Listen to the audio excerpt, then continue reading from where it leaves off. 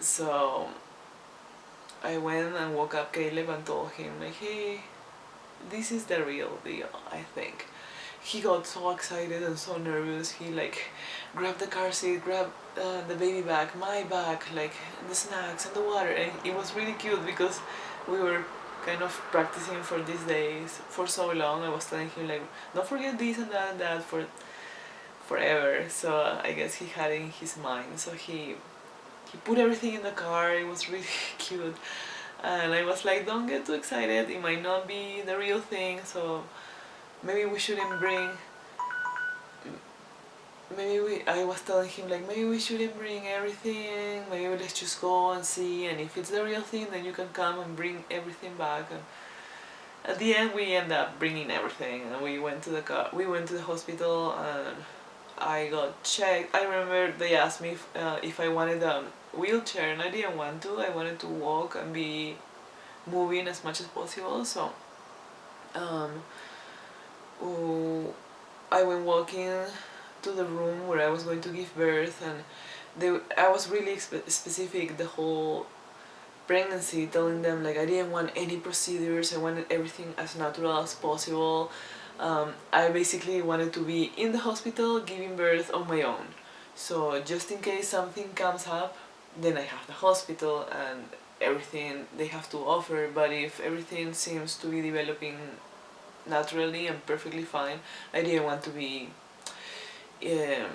I just didn't want the doctors to be around or anyone. Just me and Caleb and just us trying to give birth and bring this baby to this world the way it's supposed to be. That's what I felt, kind of like without anything, without anyone, just us connecting.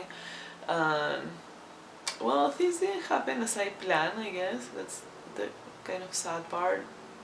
Um, Before, I think it was harder for me to share this. I remember crying a couple of times, the first times I shared this. Now I feel like things happen for a reason, and I'm glad she came healthy and nothing happened.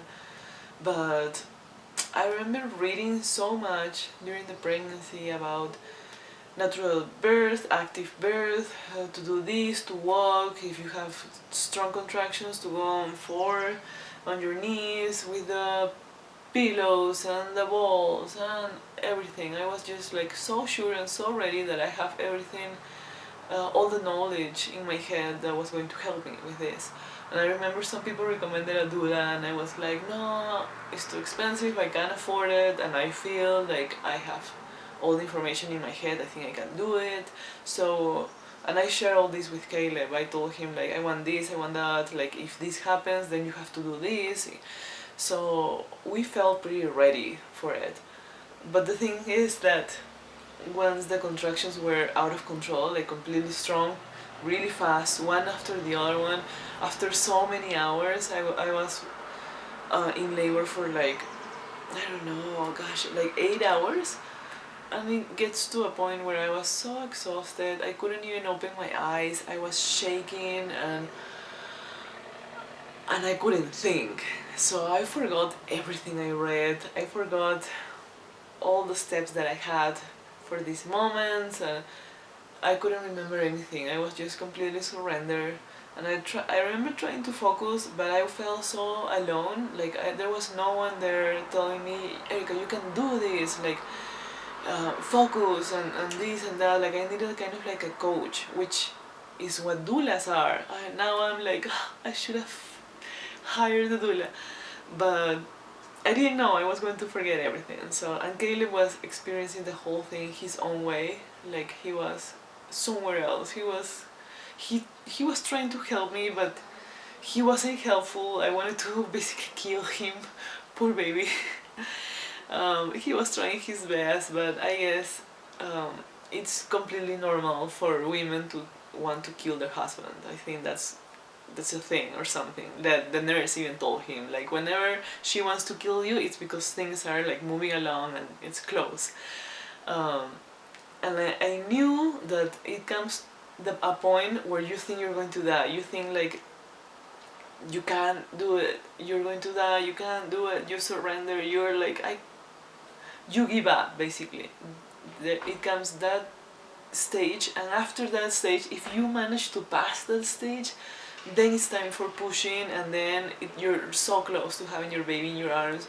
So when that time came, I forgot. I knew, I don't know how to explain it. I knew that was the stage that I had to kind of pass through it, but I was so tired and I felt so powerless, and that I didn't have any support or anyone to help me, that I gave up. And I remember asking for an epidural, and I remember Caleb telling me like, "Are you sure? You said you didn't want it. I just want to make sure this is what you want." And gosh, at that point and you know what, the doctor, she was really helpful, but I felt that she didn't empower me as she should have. Kind of, she didn't believe in me, or maybe she did, and then at the end she was like, "Let's just do it this fast." I don't know, because I remember her telling me, this could, you are to a point where this could last either 10 more minutes or a couple more hours. And when she said that, I felt like, well, I can't do 2 more hours, like that's not going to happen. I felt like I started crying so bad, because I couldn't imagine doing that for 2 more hours. So I guess that she saying that basically ruined all my strength on trying to do it. So no, I decided the epidural, they moved really fast. They came, if in like 3 minutes, they were putting the epidural on me, and I was crying. I felt like I didn't do it. I felt, I don't know. I still struggle with that. I should have. It doesn't matter anymore. So I got the epidural, and then I didn't feel any contractions. Like, so I went from having the most strong feeling of my life, like so strong contractions every, I don't know, every minute or something, to nothing. So I was like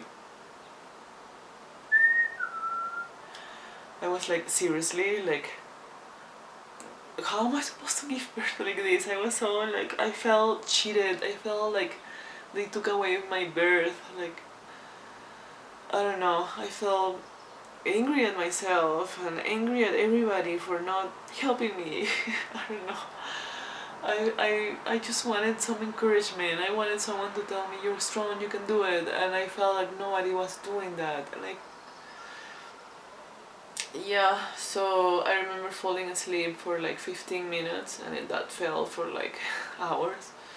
And then I got woken up by the contractions. They felt, I could feel them, but they were like easy to manage, I guess. And because of that nap, that 15-minute nap, I guess I could relax, so then I was ready to push. That was it. I just needed a little bit of relax without epidural, but yeah, I got the epidural, and after that the baby came so fast, and it was like, I don't know how many times I pushed. They asked if I wanted a mirror so I could see her coming, and I was like, "Bring the mirror." So they put the mirror on, and then I could see her head, like her hair, and it's so crazy. Like, when I saw that, I'm like, okay, there's an actual human there, and I need to bring that human out. So then you get your mindset of like, okay, let's do this. Yeah, we pushed, and the baby came out, and it was the most amazing thing. She had a lot of hair. She cried, and she seemed super healthy and super beautiful and tiny, and I remember looking at Caleb's face, and his face was just like he was somewhere else. Oh my gosh, he was so excited and so happy and so everything, and I was the same way. So I remember when I saw her, I just cried. I just went to hold her, and they were really respectful. Like, I guess for 9 months I was telling them, "Don't take the baby away from me. As soon as the baby comes out, put it in my chest and leave us alone." So they basically did that. They were really respectful. They brought the baby out, they kind of dry her, pat her a little bit, and I was like, "Don't remove the bare mix." So they didn't they didn't do vitamin K, they didn't do Hep B vaccine, they didn't do what else, the drops in the eyes. I didn't want anything. So they just put the baby on my chest. They asked me if I was okay with cutting the umbilical cord. Some minute has passed by, so I felt like, sure, let's do that. Caleb actually got to cut that. I guess I was so focused on the baby, I forgot about my placenta. I would have liked to see it. Oh my gosh, like, it's such a cool part of my pregnancy. Like, it fed my baby and it was part of the whole thing, and I can't believe I didn't see it. Or kept it. I really wanted to kept it so I can like put it in the river, or I don't know. I wanted to make like a little ceremony. I didn't like the idea of the hospital keeping my placenta and doing whatever they wanted with it. But I guess that happened. I completely forgot. I was too focused on my baby. So yeah, they put the baby on my chest, they left, and I was just with Caleb and the baby just there. And then I tried to feed her, breastfed her, and that was such a weird sensation the first time she latches. I remember, like, I don't know, it was just a weird sensation, really beautiful, and I was really happy. And at the end we made it, and that's what matters, right? She was healthy, I was healthy, she came to the world. There was no anything else apart from the epidural, so basically it was still kind of natural, I guess. Yeah, so after that everything, our lives completely changed. So I wanted to share this story. I guess every time I've shared it, everybody's like, oh my god, like, I think it's a really cool story to share. Everybody should share the birth of their kids. It's such a special thing. So anyway, this is my first video. I guess it's not perfect. The light probably is wrong. My hair, everything is probably a bit, but this is me. I'm really simple. I don't know. I don't use makeup or do my hair that often. So I wanted to share you me. Like, this is it, and I would like to keep sharing all my experiences and my journey as a mom of Aitana, and I feel like it's such an empowering thing to have other moms sharing their experiences and what works, what didn't, or any suggestions. Like, I have a WhatsApp group with other moms, some really good friends that are moms too, and we almost talk every day about different things that happen to us. And I think because of that group I felt supported and I felt empowered, and I felt like, oh, I guess I didn't think about that and things like that. So I felt like this is a good idea. Anyway, if you're interested in learning more, I'm going to be sharing more. Now Aitana is 11 months, almost a year.